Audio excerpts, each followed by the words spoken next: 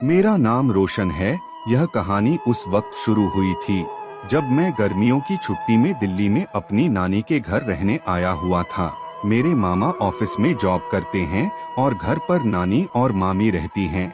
नानी की तबीयत ठीक नहीं रहती थी तो वो ज्यादातर लेटी रहती थीं।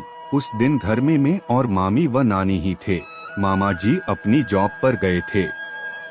नानी सोई हुई थी। ये बात उस वक्त की है जब लोग सीडी प्लेयर पर ही मूवी देखा करते थे। उस दिन मैं भी सीडी प्लेयर पर मूवी देख रहा था। साथ में मामी बैठी थी जो नानी की मालिश कर रही थी। मूवी खत्म हुई तो मैं दूसरी मूवी देखने के लिए दूसरी सीडी लाने के लिए डिब्बे में ढूंढने लगा। उस समय मेरे हाथ सीडी के डब्बे में जो मूवी हाथ लगी वो एक ब्लू फिल्म थी। उसके ऊपर एक नंगी लड़की की फोटो लगी थी जिसे देखकर मैं समझ गया कि ये एक ब्लू फिल्म की सीडी है। मैंने उस सीडी को अलग रख दिया। सोचा जब सब सो जाएंगे तब मैं इसे देखूंगा और एक दूसरी सीडी लाया और मूवी लगाकर देखने लगा। कुछ देर बाद मामी ने नानी की मालिश खत्म की और ऊपर अपनी कमरे में चली गई। नानी भी सो गई थी। अब जब मामी अपने कमरे में चली गई थी तो मेरे मन में आया कि क्यों न मैं ब्लू फिल्म देखूं। मैंने देर न करते हुए ब्लू फिल्म लगा दी और साउंड बंद करके देखने लगा। मैं उस मूवी देखने में इतना मस्त हो गया कि ये भी याद न रहा कि कोई मुझे देख भी सकता है। वही हुआ भी पता नहीं मामी कब ऊपर से नीचे आ गई, मुझे पता ही नहीं लगा। उन्होंने भी चुपके से फिल्म देखना शुरू कर दी थी और एक टक देखती रही। कुछ देर बाद जब मेरी नजर मामी पर पड़ी तो मैंने देखा कि मामी फिल्म देख रही थी और वो अपनी ख्वाब में खोन गई और टांगों के बीच में अपना हाथ रगड़ रही थी। उनकी आंखों में वासना साफ साफ झलक रही थी। उसी वक्त मेरी नजरें मामी की नजरों से मिली और वो एकदम से सक पका गईं। मैंने भी जल्दी से मूवी को बंद किया और टीवी पर दूसरी चैनल लगा दिया। तब मैंने खिसियाते हुए कहा कि ये टीवी पर क्या आ रही थी।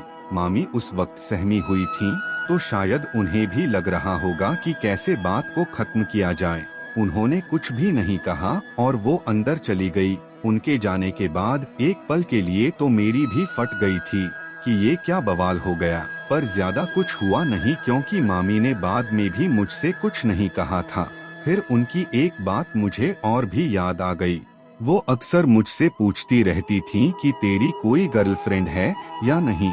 उससे मुझे लगा कि मामी इस बात को समझती हैं कि मैं जवान हो गया हूँ। ऐसे ही कुछ दिन तक चलता रहा। मैं मौका पाते ही मूवी को लगा देता और देखता रहता। एक दिन मैं और मामी बैठकर हंसी मजाक कर रहे थे। उन्होंने मुझसे कहा, रोशन वो उस दिन वाला चैनल लगाकर तो देख, क्या पता वो वाली मूवी आ रही हो। मैंने मामी की तरफ देखा तो उन्होंने आंख दबा दी। मैंने रिमोट से चैनल बदलने का ड्रामा किया और कहा कि मामी चैनल पर तो उस जैसी मूवी आ नहीं रही है, कहो तो सीडी लगा दूं। वो मेरी तरफ देखकर मुस्कुराने लगी और बोली, मतलब तू उस दिन भी सीडी प्लेयर पर देख रहा था ना। मैंने भी कह दिया, हाँ वो तो मैंने सीडी लगा रखी थी, पर आपसे झूठ बोल दिया था। इस पर मामी ने कहा, अच्छा तो फिर से एक बार लगाकर दिखाना। मैंने देर न करते हुए वो मूवी की सीडी लगा दी और मामी के साथ बैठकर देखने लगा। उसमें एक कमसिन लौंडिया के ऊपर चढ़ा हुआ उसे दबादब काम कर रहा था। मामी उस काले हबशी का औजार देखकर मस्त हो रही थीं। उनका मूड लगातार मदमस्त होता दिख रहा था, पर मेरी इतनी हिम्मत नहीं हो रही थी कि मामी के ऊपर हाथ डाल सकूं। ठुकाई की फिल्म सामने चल रही थी। बाजू में मामी बैठी थीं। मेरा औजार तो सलामी देने लगा था। मैं धीरे से मामी और करीब सरक आया। मैंने उनसे कहा, देखो ना मामी, ये कालिया कैसे उस गोरी की ले रहा है।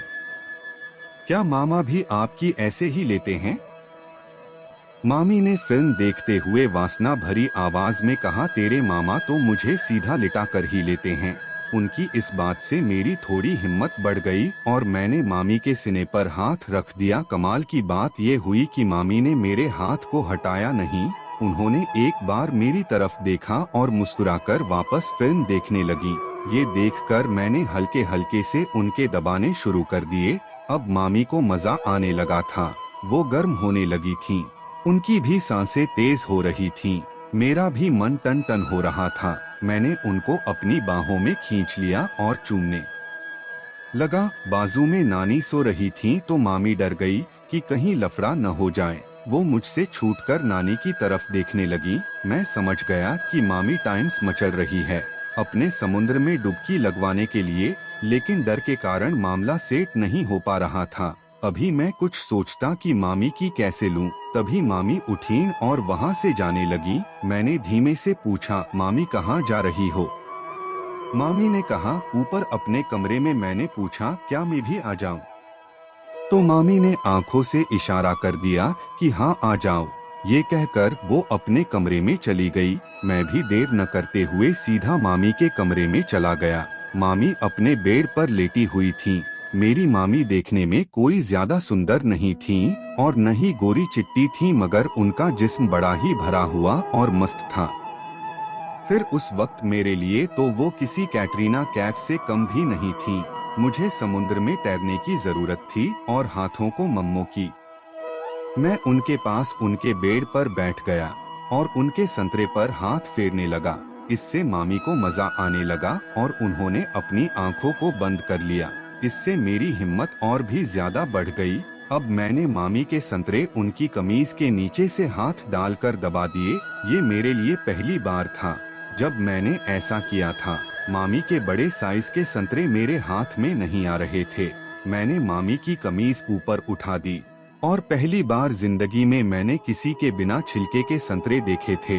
मैंने देर न करते हुए उनके संतरे को मसलना शुरू कर दिया और जल्दी से संतरे को मुंह में लेकर चूसना शुरू कर दिया। मामी सीधा लेटी हुई बस मजा ले रही थीं। फिर मैंने धीरे से मामी की सलवार का नाड़ा खोल दिया। इस पर मामी ने मुझसे कुछ नहीं कहा। मैंने देखा कि मामी ने नीचे कुछ नहीं पहनी थी और उनकी समुद्र पर हल्की हल्की घास भी उगी हैं। उस वक्त उनकी वो मेरे लिए मायने नहीं रखती थीं, क्योंकि उससे पहले मैंने किसी की भी समुद्र नहीं देखी थी और ना ही मुझे समुद्र में तैरने का कोई अनुभव था।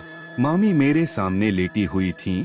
उनकी सलवार घुटनों से नीचे थी और कमीज संतरे से ऊपर। मैंने कहा, मामी मेरा औजार सलाम देने को तैयार हो गया है। मामी ने कहा, तो तैरा लेना, खुली तो पड़ी है मेरी, आजा जल्दी से। ये कहकर मामी ने मुझे अपनी समुद्र के सामने आने को कहा। मैंने उनकी टांगे फैलाई और अपना औजार उनकी समुद्र के पास लाकर बोला, डुबकी लगवाओ। जैसा कि मैंने कहा, मुझे कोई भी अनुभव नहीं था, तो मेरा मामी की समुद्र में नहीं जा रहा था।